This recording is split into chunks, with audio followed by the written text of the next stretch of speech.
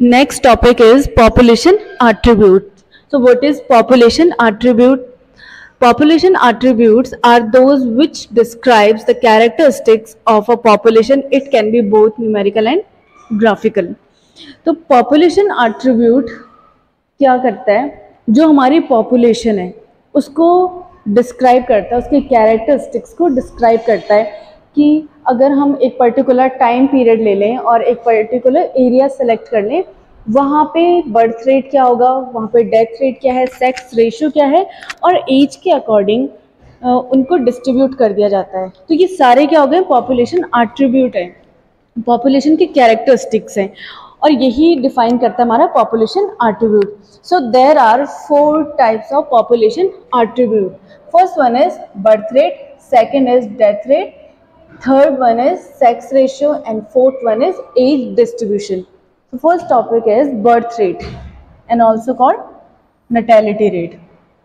The total number of individuals born in a given period of time. ठीक है, अब हम इसमें क्या देखेंगे कि एक हमने पर्टिकुलर एरिया सेलेक्ट कर लिया है, ठीक है, और टाइम हमने ले लिया 1 ईयर. ठीक है, यहाँ पे टोटल जो पॉपुलेशन है वो है 1000. ठीक है, अब यहाँ पे क्या हो गया, इन्होंने देखा कि यहाँ पे टोटल कितनी 1000 इंडिविजुअल्स हैं. अब इन्होंने देखा कि यहाँ पे ये नंबर जो है इंक्रीज होके क्या हो गया हमारा 1100. ठीक है, 1100 है. इट मीन्स कि यहाँ पे जो बर्थ रेट है, यहाँ पे जितने नए बच्चे पैदा हुए उनका नंबर क्या है 100. ठीक है, तो इसे हम कहते हैं बर्थ रेट. जैसे इन्होंने एग्जाम्पल लिया है 1 ईयर. ठीक है, 1 ईयर का टाइम पीरियड है और ये है एक पॉन्ड. यहाँ पे क्या है हमारे 20 लोटस. ठीक है, 20 लोटस हमारे पास. तो इन्होंने देखा कि एक साल में जो 20 लोटस है ये बढ़ के कितने हो गए हमारे 24 हो गए. ईयर के टोटल कितने थे, ये 20 थे और 4 न्यू लोटस हमारे पास आ गए. अब हम देखें तो पर ईयर 0.2. ठीक है, 0.2 जो नंबर है इस हिसाब से हमारे क्या बढ़ते जा रहे हैं, बर्थ रेट बढ़ रहा है. यानी कि साल के अंदर 20 लोटस बढ़ के हो गए 4, यानी कि एक साल में कितने बर्थ हो रहे 20. ठीक है, ये रिप्रेजेंट करेगा हमारा birth rate and natality rate.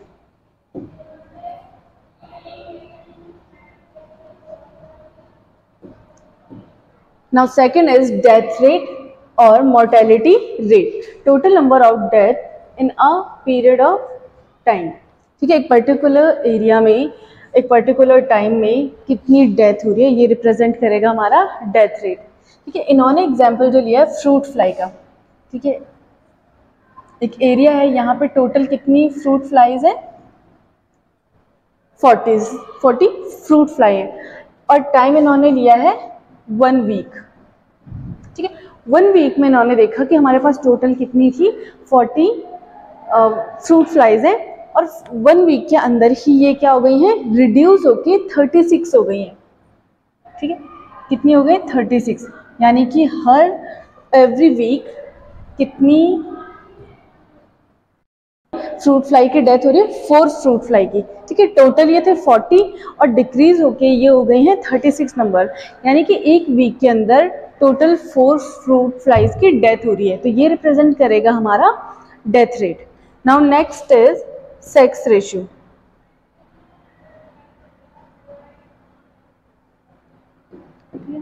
Individuals can be either male or female, but the population have a sex ratio. The sex ratio is defined as the number of males to females in a population. Sex ratio represent करता है कि एक number हम select कर लेते हैं. जैसे उन्होंने एग्जाम्पल लिया, in India the sex ratio is 934 which means 934 females पर 1000 मेल्स. ठीक है, एक पर्टिकुलर एरिया में ये देखते हैं कि वहाँ पे जो टोटल पॉपुलेशन है उसमें कितने मेल्स हैं और कितने फीमेल्स हैं. ठीक है, मान लो यहाँ पे कितने 900 फीमेल्स हैं और यहाँ पे 1000 मेल्स हैं एक पर्टिकुलर एरिया में. तो ये रिप्रेजेंट करेगा हमारा sex ratio. Now next is age pyramid.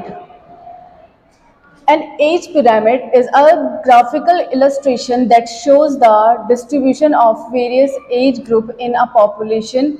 The population in the age pyramid can be seen to be expanding, stable and decline.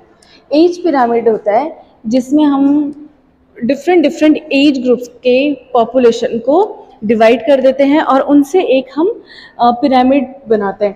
तो there are 3 types of age pyramid. First one is expanding, second is stable and third one is decline. Okay.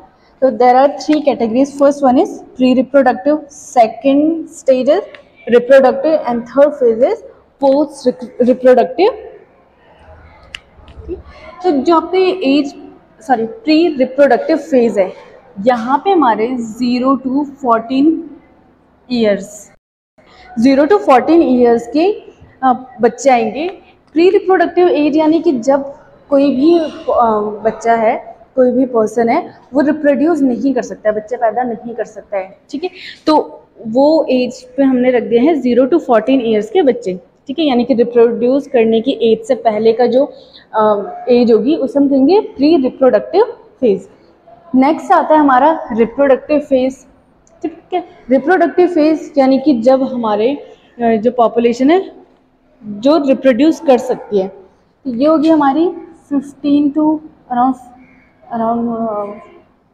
50. ठीक है, 15 to 50 आप इसे ले सकते हैं. And last आता है हमारा पोस्ट रिप्रोडक्टिव एज, यानी कि जब इनकी रिप्रोड्यूस करने की जो एज है वो ख़त्म हो जाती है, तो ये रिप्रेजेंट करेगी हमारी पोस्ट रिप्रोडक्टिव एज, यानी कि हमारी जो 50 से ऊपर की एज होगी, this represents post reproductive age. तो यहाँ पे अगर देखा जाए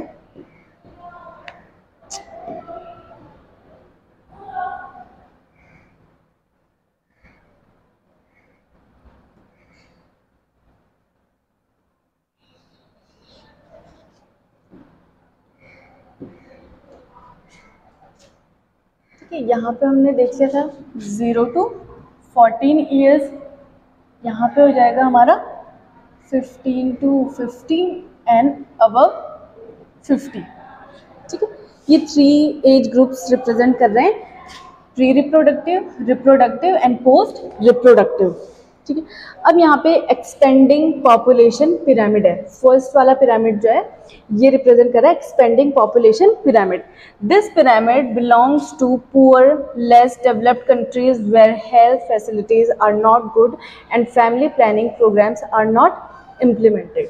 ठीक है, ये जो पिरामिड है, एज पिरामिड, ये रिप्रेजेंट क्या करेगा कि जो हमारे लेस डेवलप्ड कंट्रीज है, जिनका डेवलपमेंट ज़्यादा नहीं हुआ है, उन कंट्रीज़ को रिप्रेजेंट करती है, पुअर कंट्रीज़ को रिप्रेजेंट करता है, और जहाँ पे हेल्थ फैसिलिटीज़ जो हैं वो अच्छे से अवेलेबल नहीं है, जहाँ पे फैमिली प्लानिंग प्रोग्राम्स नहीं कंडक्ट किए जाते हैं, ना ही उनको इसके बारे में इतनी कोई जानकारी है, तो ये रिप्रेजेंट करेगा हमारा एक्सपेंडिंग. ठीक है, तो सबसे ज़्यादा अगर देखा जाए तो प्री रिप्रोडक्टिव एज में है यहाँ पे. ठीक है, उसके बाद हमारा रिप्रोडक्टिव और लास्ट हमारा post reproductive.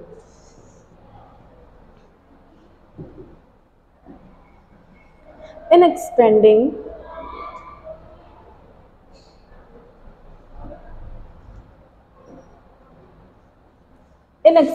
population, the number of individuals in pre-reproductive age is more than that in reproductive age, and the number of individuals of reproductive age is more than the post reproductive age. ठीक है, जैसे हमने देखा ही था कि expanding में क्या है, जो हमारा प्री रिप्रोडक्टिव सेक्शन है वो सबसे ज़्यादा है, उसके बाद जो हमारा सेक्शन था रिप्रोडक्टिव उसमें थोड़ा और कम थे, और जो सबसे कम है हमारा वो किसका होगा, पोस्ट.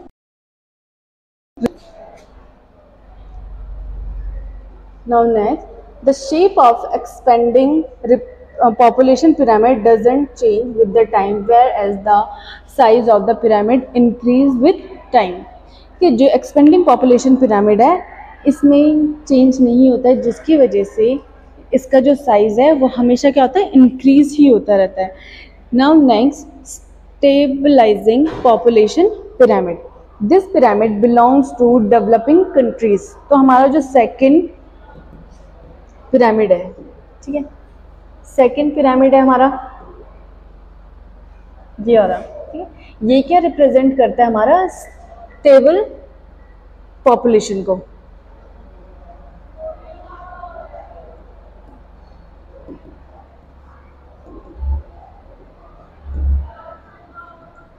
ठीक है, तो this pyramid belongs to developing countries. ठीक है, इस टाइप का पिरामिड हमारा।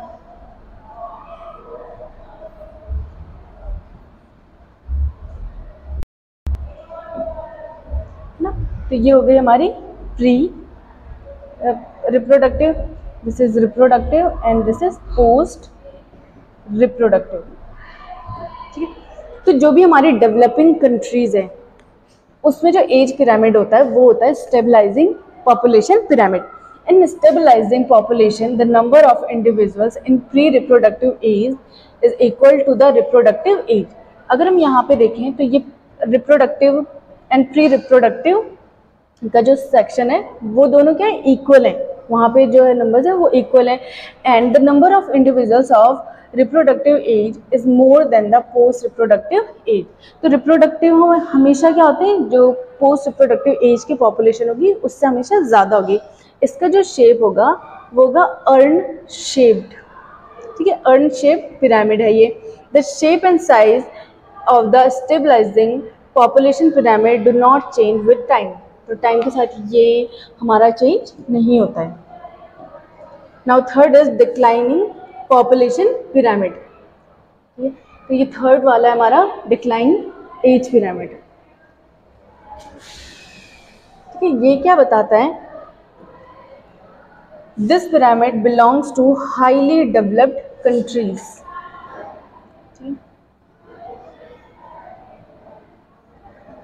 हाईली डेवलप्ड कंट्रीज को ये रिप्रेजेंट करता है। In a declining population the number of individuals in pre reproductive age and post reproductive age is less than that is reproductive age. तो अगर हम देखें ये हमारी रिप्रोडक्टिव एज हो गई, पोस्ट रिप्रोडक्टिव एंड ये हो गया हमारी प्री रिप्रोडक्टिव। ठीक है, तो अगर हम देखें post reproductive and pre reproductive section को, तो इनमें क्या है, जो इंडिविजुअल्स हैं वो कम है एज कंपेरेटिव रिप्रोडक्टिव एज के। और इसका जो शेप होगा ये होगा हमेशा स्पिंडल शेप।